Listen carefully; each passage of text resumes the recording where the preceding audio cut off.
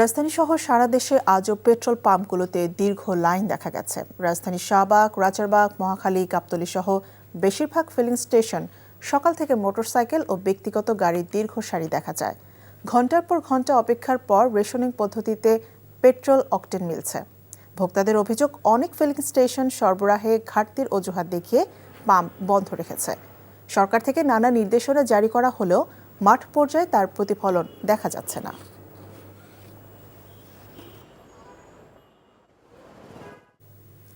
রাজধানী তেজগাঁওয়ের একটি filling station থেকে সরাসরি যুক্ত হচ্ছেন সহকর্মী আবির আহমেদ। আবির, পেট্রোল পাম্পগুলোতে আজকের চিত্র আপনি কেমন দেখছেন? এখনও পেট্রোল পাম্পগুলোতে কিন্তু আজকেও সেই সকাল থেকে দীর্ঘ সারি রয়েছে। তবে যারা ভোক্তারা রয়েছেন তারা কিছুটা স্বস্তি প্রকাশ করছেন। তার কারণ দীর্ঘ লাইন থাকার কারণেও আগে যে পেট্রোল বা অকটেন বা ডিজেল নিতে তাদের সেই 2 ঘন্টা সময় অতিবাহিত হতো, সেই সময় কিন্তু এখন কমে এসেছে। কেউ কেউ বলছেন যে 1 ঘন্টা লাগছে, কেউ কেউ আধা ঘন্টা নিয়ে আসছেন।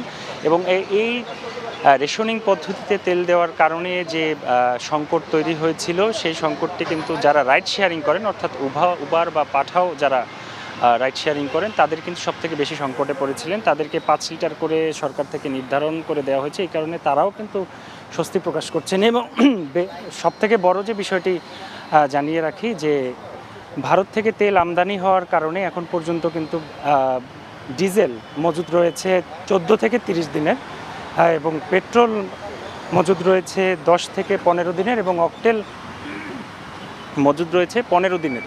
তো সব কিছু মিলিয়ে সংকট কিন্তু ধীরে ধীরে কমছে। এবং পাশাপাশি যে পাম্প কর্তৃপক্ষ তারা যেটি বলছেন যে তাদের একটি বিষয়ে সমস্যা হচ্ছে যে রেশনিং পদ্ধতিতে দেওয়ার কারণে তারা কিছুটা তেল কম পাচ্ছেন। তবে সেই কমের মধ্যেই তারা আসলে সব জায়গায় সরবরাহ করছেন, গ্রাহকদের যাতে কোনো রকম ভোগান্তি না হয় এজন্য সব পাম্প কর্তৃপক্ষ তারা সঠিকভাবে তেল সরবরাহ করছেন। এবং এখন পর্যন্ত দেখেছি যে আগের থেকে কিছুটা স্বস্তি পাচ্ছেন ভোক্তারা।